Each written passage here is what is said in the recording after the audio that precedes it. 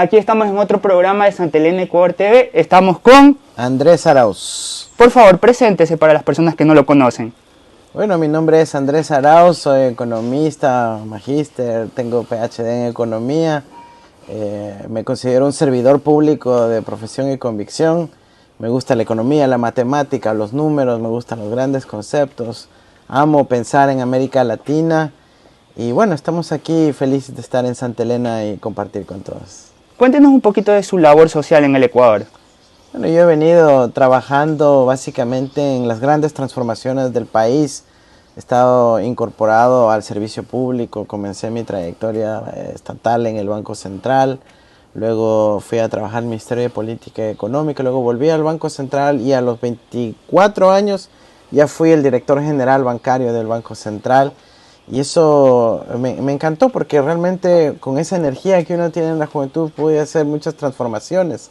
Una de las cosas que más me encantó hacer fue un proyecto que le llamamos la democratización del Sistema Nacional de Pagos. Suena algo complejo, pero es muy sencillo. En el Ecuador tienes centenas y centenas de cooperativas de ahorro y crédito que son más cercanas a la gente, que operan en la ruralidad, en los lugares más pequeños, pero ellos no podían conectarse al Banco Central, porque solo los grandes bancos tenían esa conexión. Entonces, por ejemplo, los sueldos solo se podía pagar en los grandes bancos. Por ejemplo, algunas transacciones solo se podían hacer ahí. Cuando nosotros democratizamos eso con la tecnología, con la inclusión, permitimos que las cooperativas nuevamente puedan llegar a millones y millones de ecuatorianos. ¿Por qué me gustan mucho las cooperativas? Porque en la crisis financiera, en el feriado bancario, las cooperativas casi no quebraron, pero los bancos sí. Entonces ahí había una reserva moral que había que apoyar desde el Estado.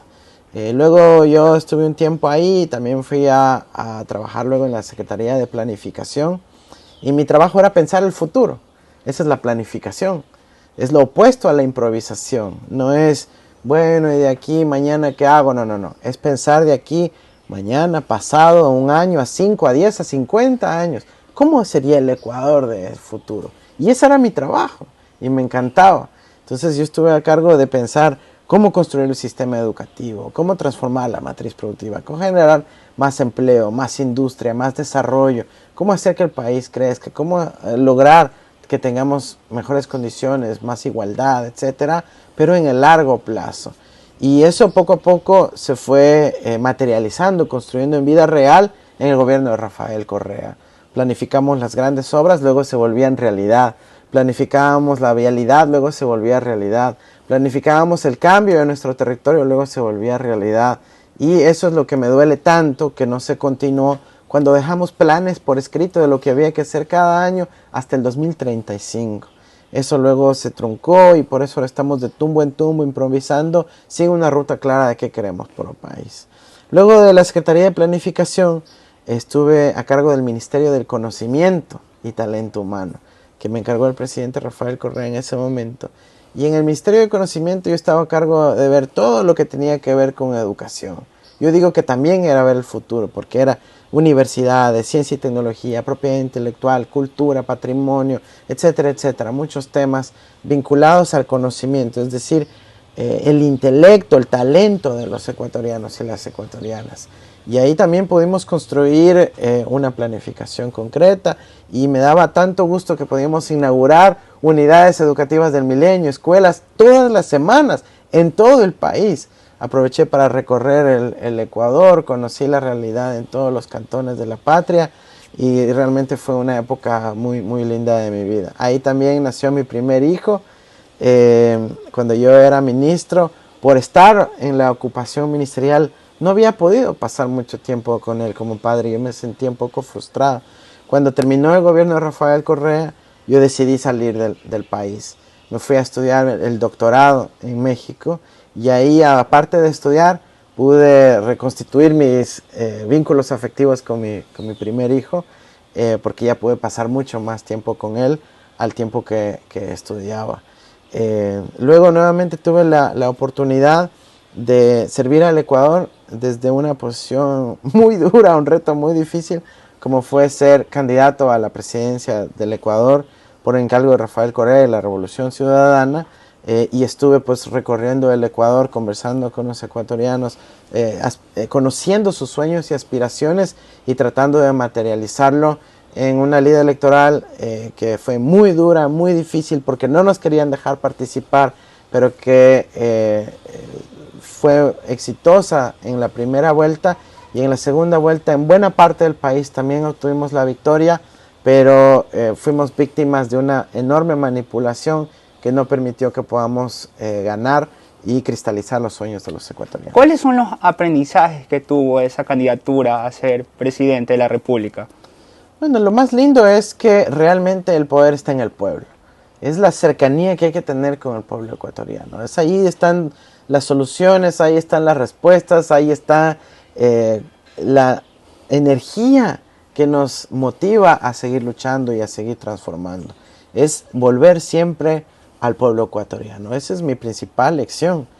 Cuando uno se enfrasca en lo que le llaman la alta política, las discusiones de las élites, de los partidos, los pactos, los acuerdos, etcétera, es cuando empieza a tambalear esas convicciones, cuando empiezan a tambalear las grandes ideas y transformaciones. Siempre estar cerca del pueblo ecuatoriano es la principal lección que yo pudiera sacar de ahí. Usted también nos dice que es especialista en economía. Para ese ciudadano de a pie, ¿cuáles serían sus recomendaciones para que se haga su negocio, su emprendimiento, hotel, cualquier cosa que sea? Mira, lo más importante para emprender es la visión. Es la visión, y con la visión viene la convicción, vienen las ideas, viene todo. Pero con la visión es lo más importante, porque un día un ciudadano, una ciudadana, un compañero, una compañera se despierta y se imagina un futuro y dice, no, yo quiero llegar a tener mi local, mi emprendimiento, poder ser exitoso de una u otra manera, poder tener suficientes recursos para alimentar a mi familia, pero lo quiero hacer a gusto. Entonces esa visión es lo más importante, porque si uno no se da el tiempito de respirar e imaginarse el futuro, nos quedamos en el pasado o en el presente. Y de ahí no logramos avanzar porque estamos meramente improvisando. Entonces la visión es fundamental. Y luego de la visión, planificar. ¿Qué pasos tengo que tomar para llegar ahí?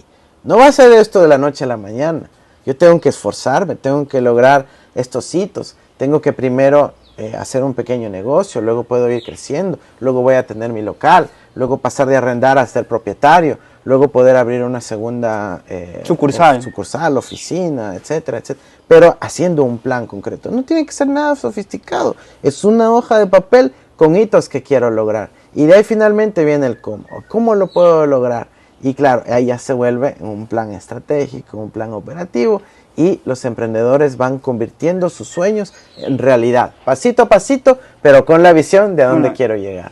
En algún momento, como dicen al boxeador, usted quiso tirar la toalla, decir, no, ya la política no va a mi familia por el sacrificio de no ver a sus hijos crecer. ¿En algún momento le tocó eso en su mente? Siempre, siempre, todo el tiempo uno dice, ay, qué bestia, qué mal agradecida que es la política, cómo le tratan a uno luego que uno se pone a jugársela con todo, ¿no? Pero esa visión, esa convicción, en cambio, es la que siempre vuelve y dicen, no, pues, pero si esta es mi pasión, esta es mi vida, la vocación que yo tengo es de transformar, es de servir. Entonces sí, puede uno tal vez darse unos momentos de respiro, de reflexión, de sumar nuevamente fuerzas con la familia justamente, con los seres queridos, con quienes han acompañado un largo trayecto, para respirar, analizar, revisar la visión y de ahí bueno, nuevamente apuntalarla y seguir adelante. Pero sí, como cualquier ser humano, se tienen dudas, se tienen momentos de psicológicos, de acumulación de cosas, pero luego también llega la claridad. Justo hablando ya para cerrar estas últimas dos preguntas, la parte psicológica del político, que a veces es atacado y todo eso, y la gente dice, ah, no, pero no tiene problemas, pero es un ser humano igual que el de a pie, que el millonario, que el que tiene su plaza en el mercado. ¿Cómo reponerse la parte psicológica que a veces políticos quedan devastados? Como todos, mira, la psicología es un estado de la mente, pero también hay una ciencia detrás. Y hay gente que se ha dedicado a estudiar el estado de la mente y cómo nos llevamos con unos y con otros. Y se hace a través de el tratamiento psicológico, que puede ser acompañado, que puede ser individual, que puede tener autoayuda o que puede ser grupal, con métodos de terapia. Y algunos hacen una terapia formal, otros hacen con métodos alternativos y otros lo hacen simplemente conversando con sus amigos y tratando de sacar las cosas que están escondidas ahí para recuperarse. Los políticos necesitan mucha terapia psicológica por tanta presión que reciben, por los momentos que deben enfrentar, sobre todo en las importantes decisiones, así como la salud mental de todos los ecuatorianos. Pero sí, quienes estamos dedicados a la política, a veces por convicción, por vocación, también tenemos digamos, piel normal, sí, somos de carne y hueso, nos afectan los problemas, también tenemos problemas internos en el hogar, tenemos líos familiares, tenemos problemas con los amigos. Si tienes una mascotita, etcétera, y la mascotita está mal, no, también. Imagínate, es terrible. Justo ahora, por ejemplo, no mi mascota, sino mi segundo hijo está con problemitas de salud. Y yo tengo el dilema, es decir, ¿y qué atiendo? Tengo estos compromisos que ya asumí, que todo el país está atento, o tengo que ir a ver a mi hijo en este momento. Es un dilema, es fregado, es difícil. Igualmente, ahorita estamos conversando y usted está pensando en su hijo también. Absolutamente, como todos los ecuatorianos que tienen que ir en su día a día a trabajar y a la vez están preocupados por cómo está su hija, su hijo, cómo le está yendo en la escuela, qué está pasando con sus amistades y demás. Somos seres humanos. Para cerrar esto, algo que yo no le he preguntado, pero quiere decir a las personas ecuatorianas.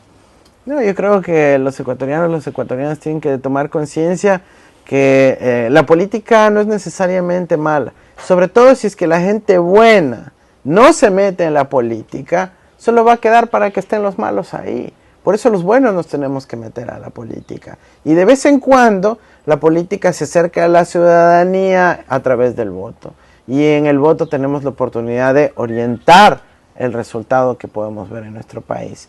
Ese de recuperar los sueños, las visiones, las ganas de emprender, de poder ser un país con un verdadero futuro, o un país en donde nos insultan, nos condenan, seguimos de tumbo en tumbo sin avanzar. Y en particular el 5 de febrero tenemos una decisión muy simple, que es la consulta popular. O le damos nuevamente ese apoyo a un gobierno que ha fracasado, Lazo es un fracaso, o retomamos la oportunidad democrática de tener una alternativa votando no. Muchas gracias por su tiempo y por la entrevista. Muchísimas gracias a ti. No se olviden de suscribirse al canal, comentar y poner me gusta para que el video le llegue a más personas y poder difundir las cosas de la provincia de Santa Elena y el Ecuador al mundo entero. Gracias.